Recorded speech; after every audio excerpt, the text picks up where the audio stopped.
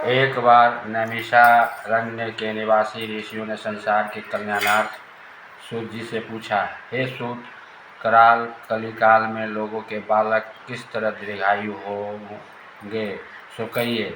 सूत जी बोले, जब द्वापर का अंत और कलयुग का आरंभ था, उसी समय बहुत सी शोकाकुल स्त्रियों ने आपस में सलाह की, क्या इस कली में माता के जीवित रहते पुत्र मर जाएंगे। जब वे आपस में कुछ निर्णय नहीं कर पा सकी, तब गौतम जी के पास पूछने के लिए गई।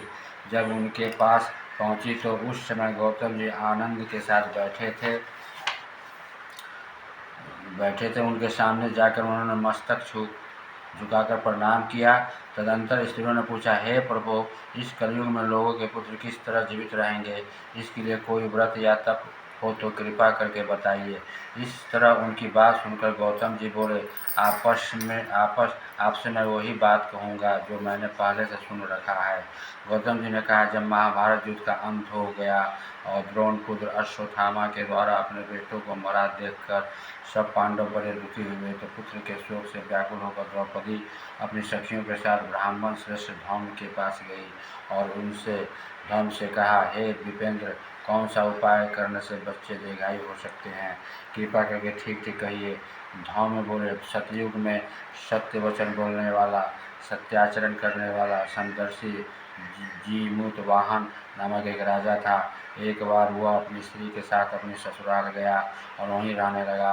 एक दिन आधी रात के समय पुत्र के शोक से व्याकुल कोई स्त्री रोने लगी, क्योंकि वह अपने बेटे के दर्शन से निराश हो चुकी थी। उसका पुत्र मर चुका था।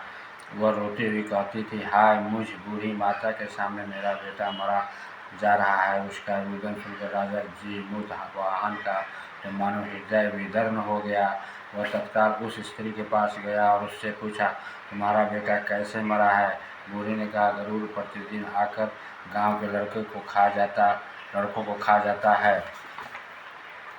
इस पर दयालु राजा ने कहा, माता अब तुम रो मत, आनंद से बैठो, मैं तुम्हारे बच्चे को बचाने का यत्न करता हूँ। ऐसा कहकर राजा उस स्थान पर गया जहाँ गरुड़ आकर प्रतिदिन मांस खाया करता था। उसी समय गरुड़ भी उस पर टूट पड़ा और मांस खाने लगा। जब अतिशय तेजस्वी गरुड़ ने राजा का बायां अंग खा लिया तो झटपट राजा ने अपनी दाहिना अंग फेर कर गरुड़ के सामने कर दिया।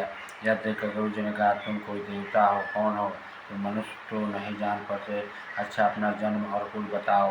पीड़ा से व्याकुल मन वाले राजा ने कहा, हे पक्षीराज, इस तरह के प्रश्न करना व्यर्थ है, तुम अपनी इच्छा भर मेरा मांस खाओ। यह सुनकर गरुड़ रुक गए और बड़े आदर से राजा के जन्म और कुल की बात पूछने लगे। राजा ने कहा, मेरी माता का नाम सव्या और मेरे पिता का नाम शालिवाहन है। सूर्यवंश में मेरा जन्म हुआ है और जीमूतवाहन मेरा नाम है। राजा की दयालुता देखकर गरुड़ ने कहा, हे महाभाग, तुम्हारे मन में जो अभिलाषा हो वह वर मांगो।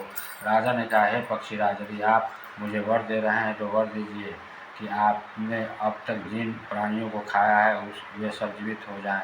हे स्वामी, अब से आप यहाँ बालकों को न खाएं और कोई ऐसा उपाय करें कि जहाँ जो उत्पन्न हो वे लोग बहुत दिनों तक जीवित रहें।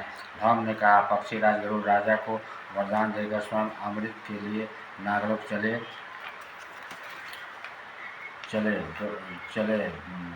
धौम्य द्रौपदी से कहते हैं, हे देवी, मैंने यह अतिशय चले वहाँ से अमृत लाकर उन्होंने उन मरे मनुष्यों की हड्डियों पर बरसाया। ऐसा करने से सब लोग जीवित हो गए जिनको कि पहले गरुड़ ने खाया था। राजा के त्याग और गरुड़ की कृपा से वहाँ वालों का बहुत कष्ट दूर हो गया। उस समय राजा के शरीर की शोभा दूनी हो गई थी। राजा की दयालुता देखकर गरुड़ ने फिर कहा, मैं संसार के कल्याणार्थ एक और वरदान मांगूंगा। आज आजीवन कृष्ण सप्तमी से रहित शुभ अष्टमी तिथि है। आज ही तुमने यहाँ की प्रजा को जीवन दान दिया है। हे बस, अब से यह दिन ब्रह्म भाव हो गया। जो मूर्ति भेद से विविध नामों से विख्यात है, वही त्रैलोक से पूजित दुर्गा अमृत प्राप्त करने के अर्थ में जीवित पुत्रिका कहलाई है। सो इस तिथि को जो स्त्रियां उस जीवित पुत्रिका की और कुश की आकृति बनाकर तुम्हारी पूजा करेगी तो दिनों दिन उनका सौभाग्य बढ़ेगा और वंश की बढ़ती होती रहेगी। हे महाभाग, इस विषय में विचार करने की भी आवश्यकता नहीं है।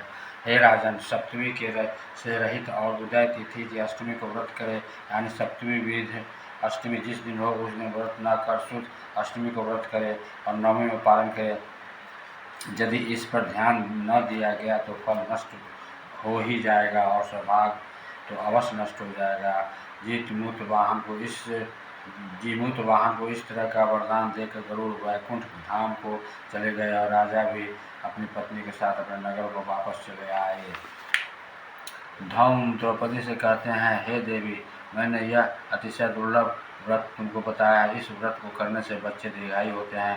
हे देवी, तुम भी पूर्वोक्त विधि से यह व्रत और दुर्गा जी का पूजन करो तो तुम्हें अभिलषित फल प्राप्त होगा। मुनिराज धौम की बात सुनकर द्रौपदी के हृदय में एक प्रकार का कौतूहल उत्पन्न हुआ और पूर्ववासिनी स्त्रियों को बुलाकर उनके साथ यह उत्तम व्रत किया।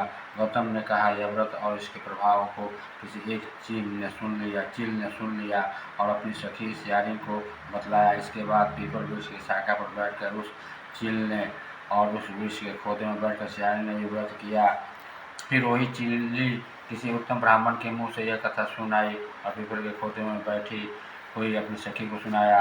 सियारी ने आधी कथा सुनी थी कि उसे भूख लग गई और वह उसी समय शव से भरे हुए शमशान में पहुंची। वहां उसने इच्छाभर मांस का भोजन किया और चिल्ली बिना कुछ खाए पिए रह गई और सवेरा हो गया। सवेरे वह गौशाला में गई और वहां गौ का दूध पिया। इस तरह नवमी को उसने पालन किया। कुछ दिनों बाद वे दोनों मर गई और अयोध्या में किसी धनी व्यापारी के घर में संयोग से उन दोनों का जन्म एक ही घर में हुआ, जिसमें सियारी ज्येष्ठ हुई और चिल्ली छोटी। वे दोनों सभी शुभ लक्षणों से युक्त थी, इसलिए बड़ी लड़की काशीराज के और छोटी उसके मंत्री के साथ गार्हपत्य अग्नि के सामने विधिपूर्वक ब्याही गई।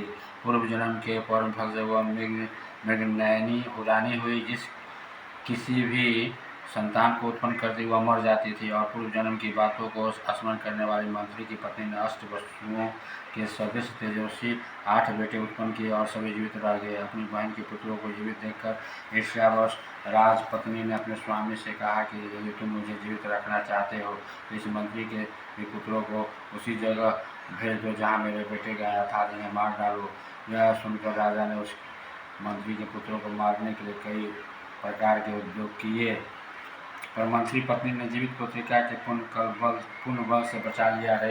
राजा ने अपने आदमियों से उन पुत्रों का सिर कटवाकर पिटारी में रखवाया और वह पिटारी उनकी माता मंत्री पत्नी के पास भेज दिया। किंतु वे 8 सिर विवेक की समिति जवाहरात हो गए और भले चंगे वे 8 लड़के अपनी माता के पास वापस चले गए। उनको जीवित देखकर राजपत्नी को बड़ा विस्मय हुआ। अंत में वह मंत्री की पत्नी के पास आई और उनसे पूछा, बहन, तुमने कौन सा ऐसा पुण्य किया जिससे बार बार मारे जाने पर भी तुम्हारे बेटे नहीं मरते? इसमें मंत्री की पत्नी ने कहा, पूर्व जन्म में चिल्ली थी और तुम सियारी, दोनों ने व्रत किया था। तुमने व्रत के नियमों का भली भांति पालन नहीं किया था और मैंने किया था। इसी दोष से है वहीं तुम्हारे बेटे नहीं जीते हैं। ओ राजरानी, अब भी तुम उस जीवित पुत्र का व्रत करो तो तुम्हारे बेटे दीर्घायु होंगे। मैं तुमसे सच सच कह रही हूँ। उसके कथनानुसार रानी ने व्रत किया, तभी से उसके कई बेटे सुंदर और दीर्घायु होकर बड़े बड़े राजा हो गए। सूर्य जी कहते हैं कि इस सब प्रकार का आनंद देने वाला मैंने यह दिव्य व्रत बतलाया। स्त्रियाँ चिरंजीवी संतान चाहती हो तो विधिपूर्वक यह व्रत करें। हेलो दोस्तों, देखिए कथा समाप्त हो गया। अब आरती दिखा देते हैं। अक्षत लिए हैं, फूल संकल्प लिए थे, इनको चढ़ा देते हैं दोस्तों और आरती दिखा देते हैं।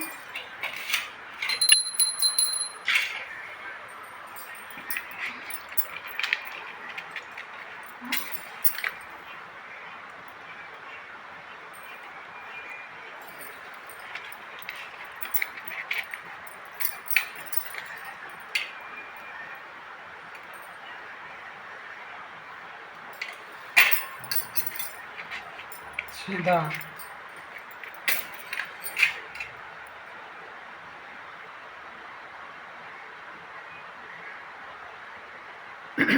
हो गया।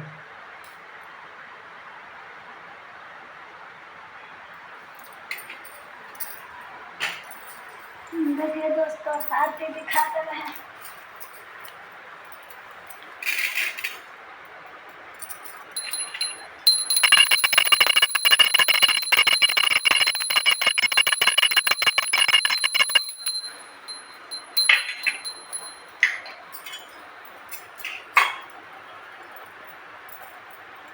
दोस्तों आरती दिखा दिया।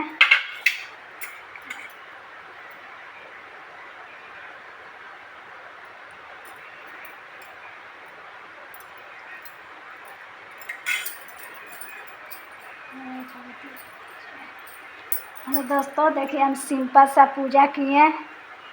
अलग अलग घर में अलग अलग तरह के होता है दोस्तों। आगे वीडियो में मिलते हैं फिर।